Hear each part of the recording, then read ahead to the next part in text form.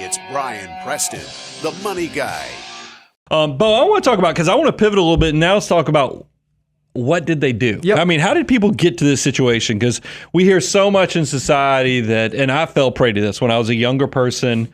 I kind of had whispers from my family in my ear that wealthy people were born into it, or you have to be lucky to be wealthy, and I think a lot of this is part of that whole victim part of negative pessimism, and you sound smart, but you don't actually get the right mindset to do things for yourself. So let's actually look at our clients, our millionaires. What did they do? Yeah, and I think this is going to speak a lot to mindset, because this first one that's really interesting, when it comes to the millionaires that we interviewed, they started young and they understood the value of time. And this is the question that we asked. We asked, when did personal finance become a priority for you? We already know that most folks did not reach millionaire status until they got into their 40s and 50s. So it's not something they did early on in life. But when did they start taking it seriously? When did they start focusing on making decisions today that were going to have huge impacts in the future?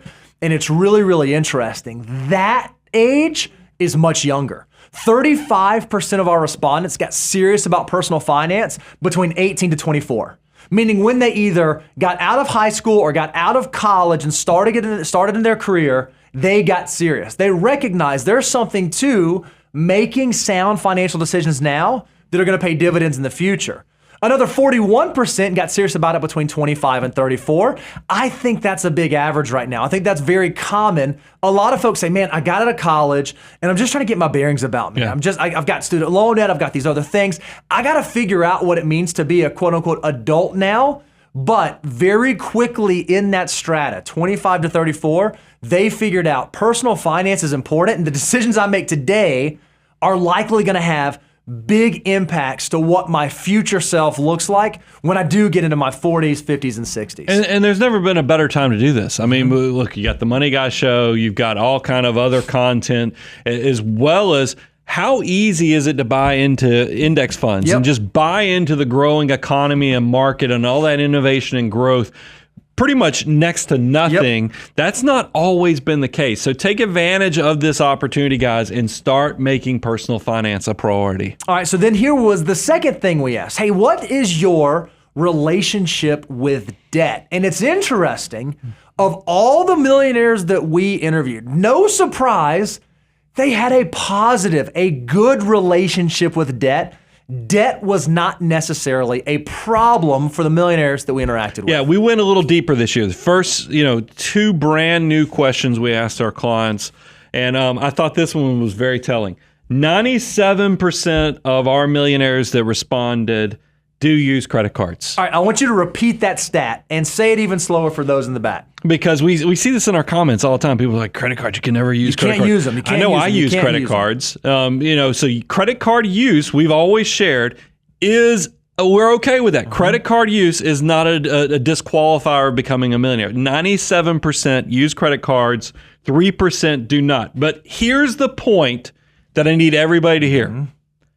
99% of our clients pay them off monthly. Now, this was an anonymous survey, so we don't know who the 1% is. You can imagine, as a financial planner, we're probably like, we're like, well, wow, what's going on? Who's the 1%? That's not supposed to be there. Because that is different from what we share. Like I said, we eat our own home cooking, and the fact that we are okay with credit card use.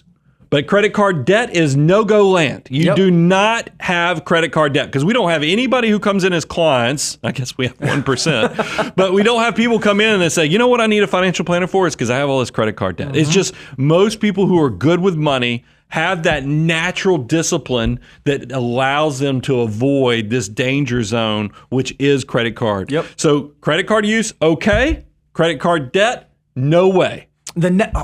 I didn't mean to rhyme. Put that on a t-shirt. Did you hear that? Y'all go ahead and write that one down, please. That's going to go on some merch. So the next question we asked, okay, well, let's talk about student loans. This is obviously another super hot button topic right now. And we asked the question, for you to get through your advanced studies, did you have to take out student loans? And it's really, really interesting. 36% of our respondents did have student loans. So what's that? 4 out of 10, roughly 3.5 out of 10.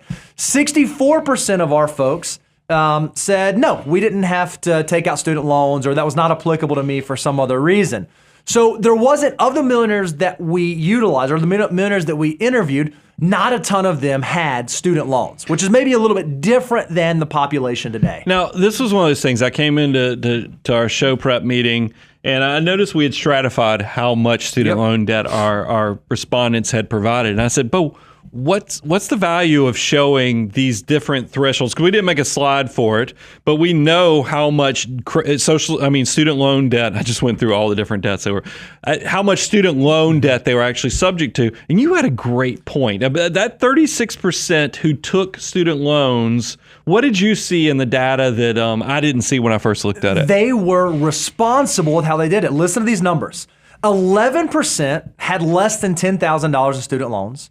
19% had between $10,000 to $50,000 of student loans, and only 6% graduated with greater than $50,000 of student loan debt. That is really encouraging to me, because you hear us say this all the time. If you're someone who has to go out and get student loans, and by the way, there's nothing wrong with that. It's not awful if you have to have student loans. We can't control the circumstances through which we're born into. We may not have the availability, the family availability, to pay for education like some of our peers may have. But if you need to go get student loans, the way that you can do that responsibly is you don't want your total student loan debt to exceed your first year salary. The amount of money you think that you'll be able to make in your first year with that degree, you want to keep your total student loan debt below that. Well, $50,000 is a pretty interesting number. The vast majority of our folks who had student loan debt, all but 6% of them kept it below $50,000. So they were responsible. Even if they had to go out and get it, they made decisions around the universities they went to, the type of price they paid for school to keep that in check. Yeah, I mean, I think it's so interesting, because it's going the other way with it. 94% of our respondents had debt less than $50,000 if they had to make use of student loans. So that means that they were very purposeful. Maybe don't go to the private college that's out of state, or even the state college that's out of state, if it's going to require you to run up student loan debt. Pay attention to what you're going to do for a living. There's nothing wrong with pursuing your passion, but I don't want you to go pursue your passion if you know that is going to be like education. If you know you're going to be a teacher, don't go run up $200,000 worth of student loan debt, because you know that the return on investment compared to what the earning potential, when you compare the debt to that earning potential, you're going to always have the weight of that debt on top of you. So if you're going to choose a profession like social work, teacher, or other things, nothing wrong with that. That's actually something that should be encouraged, but just go in it with your eyes open and know, maybe I need to go the first 2 years to community college, and then maybe I transition from community college right to the state school down the street that still my diploma is going to look like it came from that big university. But I come out of college with low student loan debt, so that I hit the ground running. Even with my modest income, I hit the ground running on having a life that I actually get to live versus having all that repressive just weight of debt sitting on top of you because you didn't begin with the end in mind. I love it. Another thing, when we asked our millionaires how they behaved and decisions they made, one of the things that was pretty prevalent is they practice the FOO. They understand the financial order of operations and the importance of knowing what to do with your next dollar. How do I work through the steps of the financial order of operations to make sure I'm doing things in the right order to arrive at the outcome that I want to be. Well, come on now. If you go say financial order of operations, we have new listeners. If you think about it, over 40% of our video views are coming from people who've never seen it. So if you think we're repeating stuff, welcome, because, hey, there's 40% that are brand new to this. They might not know the value and power of the financial order of operations. So I want to encourage everyone, go out to moneyguy.com/resources. You can download the free deliverable with the 9 steps of the financial order of operations.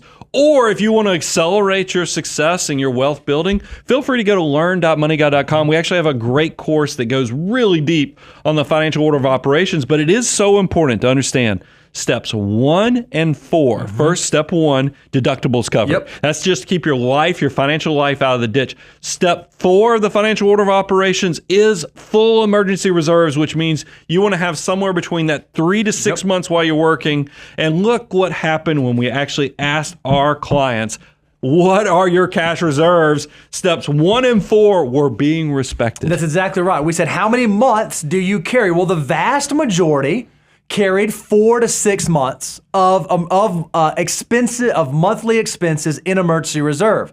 Another 10% carried 7 to 9, and then 30% carried 10 to 18 months. So those are probably those folks who are nearing retirement. They're getting ready for that. They understand that 3 to 6 months is a great emergency reserve while you're working, but then as you move close to financial independence, as you move close to retirement, you do want to expand that. There was only, 12% of folks that kept less than 3 months of emergency reserves in place. So if you want to be someone or behave like someone who's already reached millionaire status, you have to make sure that you're even doing the boring stuff. You're keeping your emergency fund in place so that you can keep your financial life out of the ditch. So that's right. I love putting the numbers, and the bigger side is 88% of our millionaires have greater than 4 months of emergency reserves. That's a confirmation that they understand you've got to have that rainy day fund to keep yourself safe. I also want to talk about the financial order of operations being so important in this. One of the things that like when you do the course is we have our ground rules that we cover. These are things that are kind of happen before even step 1, which is getting your behaviors right. And we talk about consistently on the show, we want you saving 20 to 25% of your gross income. Well, we decided, hey, this year, let's go ask our clients, hey, how much are you actually saving so we can compare that to the ground rules and the guidance of 20 to 25%. Once again, just like we eat our own cooking, our clients do too. And I love that it confirms that we actually have people who are walking the walk of what we are talking about consistently on the Money Guy Show. So it's interesting, 19% of our folks said they're retired. They're currently in financial independence. They're past the accumulation stage. But of those respondents, 43% said that they were saving greater than 25% of their gross income, and another 19% said they were saving 20 to 25%. That's unbelievable. So what that shows is for folks that have reached millionaire status, they are prolific savers. They believe that if I save for the future, if I can have a consistent savings rate, my army of dollar bills will get bigger and bigger and bigger, and ultimately likely cross that 7-figure status. Our folks, our financial mutants, are fantastic savers. Yeah, I want to make sure, because sometimes our podcast listeners don't have access to all the beautiful graphs that the content cream team puts together. But I thought it was interesting. 81% of our clients are saving greater than 20%. Huge. So that's a very confirming behavior. Get out there. And I recognize if you're in your early 20s right now, maybe you just graduated college, you're in that first job, you hear that and you're like, whoa. That feels heavy. I don't know if I can do. It's okay that it's aspirational in the beginning, but I really want you, every time you get a pay raise, every time you think about, am I being good with how I'm making spending decisions, you should always in the back of your mind have the thought that I know millionaires, people who are actually successful, they practice this behavior of actually deferred gratification, of discipline, of spending less than they make so that they can actually invest greater than 20% of their income.